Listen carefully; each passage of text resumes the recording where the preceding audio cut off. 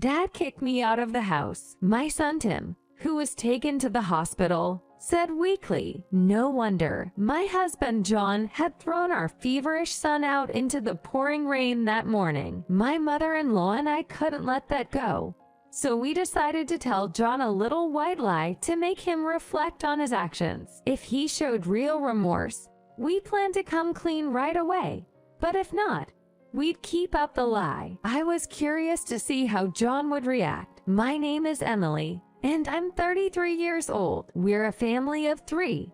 My husband John, who's the same age as me, and our 5-year-old son Tim. Both my husband and I have full-time jobs, although we work at different places. About 6 months ago, John started a hybrid work model, mixing work from home days with days in the office. He's thrilled about not having to take the crowded subway anymore. I'm jealous in that regard, but my job requires me to go to the office, so I don't have a choice. With his commute time eliminated, John has taken on more household chores. Although he initially resisted, he started doing the chores without complaint once he had some extra time on his hands. Because of that, I've started doing the daily drop-offs and pickups at Tim's daycare. With this arrangement, the division of housework should be fair and square. However, Tim has always been prone to fevers. We thought it might be some kind of illness, so we took him to the doctor,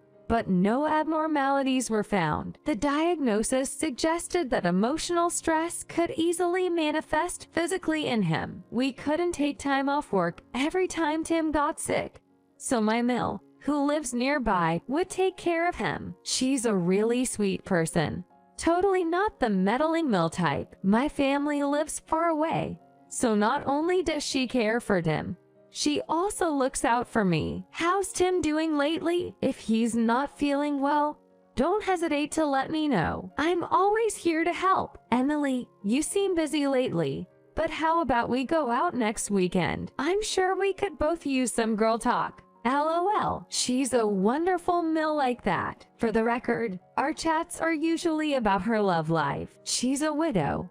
My Phil passed away a few years ago. She's beautiful, reflecting her kind nature. That's why she's never short of male admirers. She's quite the catch. She's never obsessed over a boyfriend and always puts family first. We adore her for that. It's been 6 months since John started his hybrid work model. He seems invigorated and enjoys his work. However, he has started to work overtime on the days he goes to the office. My husband, John, says, I've got more work at the office than I thought, so I can't help but come home late. Feel free to have dinner with Tim before I get back. When he puts it that way, it sounds like a convincing reason, and I just have to accept it. However, he's been coming home later and later, and now he doesn't get back until after 10 p.m. That said, he seems to be working comfortably from home the next morning. Am I the only one who finds this a bit suspicious? After thinking about who to consult, I decided to talk to my Mill. I felt that my Mill might have some answers for me. On a day when John is at the office, I visit my Mill's house with Tim. Sorry for the sudden visit, Mill. I have something I want to talk to you about. I discuss my concerns with her, looking serious. Lately, John's been coming home really late, sometimes past 10 p.m. He says it's because work piles up on the days he goes to the office. But that can't be right, can it? My Mill listens to my story intently. Well, it is strange that John comes home so late. He's not really a workaholic. He's the kind of guy who would rather slack off if he could. I remember he used to procrastinate on his summer homework until late August, then get all frantic. LOL. Good on Mill. While I was thinking that, I got more curious about what's really going on. So, Mill, what do you think is the reason John comes home late? Could it be an affair? Perhaps? Mill, are you serious? Sorry, LOL, just messing with you. Affairs don't bring any good. You'd have to pay alimony and child support if you get caught. I don't think it's worth the short-lived thrill. You're right about that. but it makes the mystery of why he comes home late even deeper. Well, just be prepared that if John is really dumb enough, he might actually be having an affair. Mel warned. In that case, I'll take him to the cleaners and the divorce. LOL. We joked about it because we wanted to believe he wasn't cheating. But my husband did end up having an affair and causing a major incident. That day, our son Tim got sick with a fever. I had a crucial meeting with a client, so there was no way I could take the day off. I decided to call up my Mel. Hey, Mel, you around? Got any plans today? Is this about Tim being sick? Yes. He's running a high fever. I can't miss work. Could you help? Well, I'm actually on a one-night getaway at a hot spring. Sorry, I can't be there to help. So Mel was on a trip. I felt bad for even calling. With that thought, I replied as cheerfully as possible. I'm sorry for bothering you during your trip. We'll manage with Tim. Please enjoy the rest of your vacation. While wondering what to do next, my husband spoke up. Is Tim running a fever again? Yes, he's at 102 degrees Fahrenheit today, and I absolutely can't take the day off. Then my husband surprised me by saying, how about I take care of him? I don't have any meetings today, and I'll be working solo. I can handle looking after Tim. This was unexpected coming from him. Can I trust you with that? I was somewhat worried, but my husband assured me, don't worry, I got this. Tim just needs to rest, right? I can even make him some chicken soup for lunch. Trust me. Given that my husband was so confident, I decided to leave Tim in his care. Honestly, I didn't have any other options. Even after leaving Tim with him and heading to work, I was distracted, unable to focus well on my job. Then I heard that heavy rain was expected for the day. Rain so strong that it might cause flooding. By mid-morning, my client meeting had already been postponed due to the weather. I thought maybe I could have just taken the day off after all. Then I got a notification from my office saying to head home before the public transportation gets disrupted due to the heavy rain. So I was able to leave work much earlier than usual. While heading home, I texted my husband, how's Tim doing? I can come home early because of the rain. I'll be there soon. I sent the message, but didn't get a read receipt. This was odd. When working from home, my husband always has his phone next to him and usually responds quickly, unless he's in a meeting. Maybe he's busy taking care of Tim, I thought, and hurried home. Just as I was about to reach home, a car pulled up next to me. It was Mel and her boyfriend. Emily, we'll give you a lift home. She said this and gestured for me to get in the car. To be honest, walking in the heavy rain was exhausting, so I was relieved. It was a short distance to my house, but I accepted the ride. As the three of us pulled up to my driveway and parked, there was Tim, lying down in the pouring rain. Tim was soaked through. Tim, are you okay? Tim, wake up, answer me. I frantically spoke to Tim. Mel got out of the car and ran over to him. I felt his forehead. It was very hot. His fever must have risen since the morning. For a moment, Tim's eyes flickered open as he shivered. Tim, both Mel's voice and mine filled the air, but his eyes only opened for a split second. Then they closed again, and he seemed completely drained. Should we call an ambulance? What should we do? As I was panicking, Mel sternly said to me, pull yourself together. It might be quicker to just take him to the hospital ourselves. We've got the car right here after all. On Mel's suggestion, we decided to head to the hospital in her boyfriend's car. Amid all this commotion in the driveway, where was my husband? We didn't even check if he was home. We just headed for the hospital. Upon arrival, Tim was rushed in for treatment. Mel's boyfriend dropped us off and briskly drove away. That's when I finally sent a message to my husband. However, he hadn't even read the message I sent earlier saying I was on my way home. What's going on here? Meanwhile, it looked like Tim had woken up. Tim, Mel and I rushed to his bedside. Mom, Grandma, Tim replied weakly. Then, we asked Tim the important question. Tim, Why were you lying there like that? Where is Dad? Tim looked like he was about to cry. Dad told me to get out and not to come in. Wait, what? He kicked you out. So Dad is at home? Yeah. There was some lady I've never seen before, and he told me to stay outside. A stranger. This screams infidelity.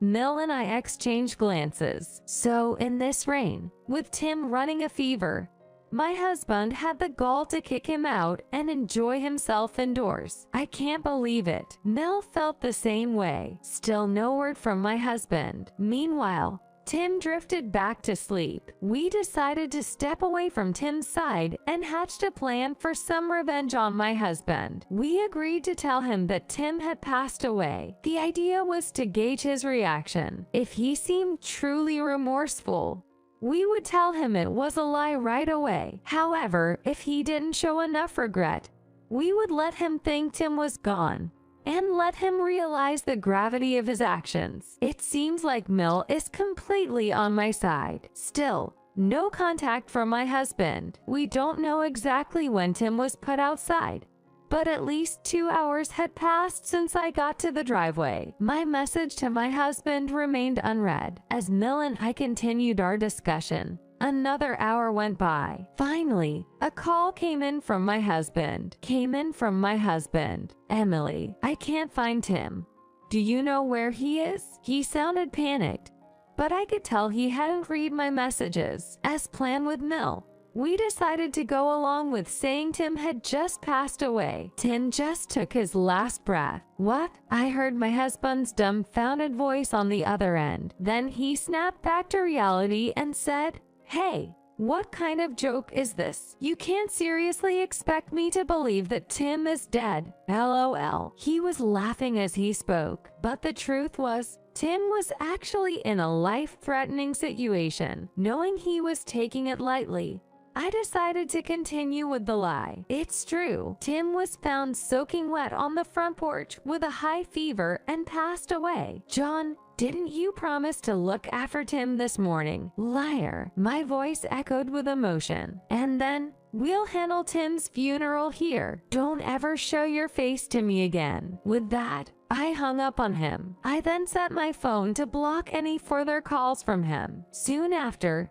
Mel's phone buzzed. It was from him. Unable to reach me, he must have tried calling Mel. She proceeded to maintain the narrative that Tim had passed away, and she concluded by saying, "John, you are the worst father ever." Then she also hung up and blocked him. That day, Tim ended up being admitted to the hospital. I felt truly sorry. If only I could have left work early. If only I could have been there sooner. Maybe none of this would have happened. I was filled with regret. The next day, after being discharged from the hospital, I decided to take refuge at my in-laws' house. My husband didn't come to the hospital yesterday. He also didn't appear at his parents' house. He must have thought we weren't coming back and spent the night with his mistress. Infuriating. I immediately hired a private investigator to look into my husband's infidelity. Within a week, the results were in.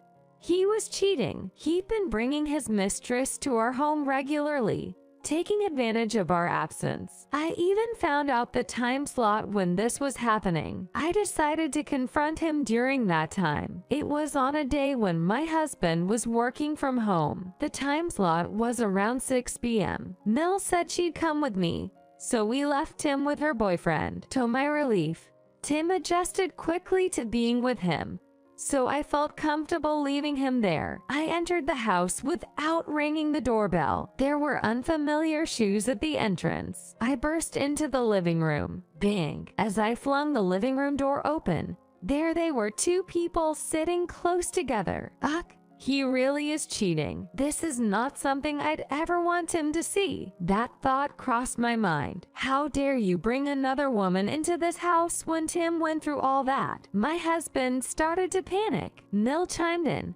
Tim suffered so much. You should expect some sort of punishment for this. She then presented the results from the private investigator. Seems like you've been bringing her here almost daily. How could you bring her into a house filled with memories of Tim? I'll never forgive you. As I said this, the woman tried to escape. No way I was letting that happen. I grabbed her arm as she tried to move past me and threw her back onto the sofa. I was surprised at my own strength. I'm filing for divorce, John, and you'll be paying alimony and child support. And let's not forget, you're going to owe her some damages too, so be ready. John then looked puzzled. Hold on, child support? Tim's dead, isn't he? Why would I pay child support? I revealed the truth to my confrontational husband. Tim is alive. What? I wanted to see if you'd show any remorse. Clearly, you haven't. While you may not be necessary as a father,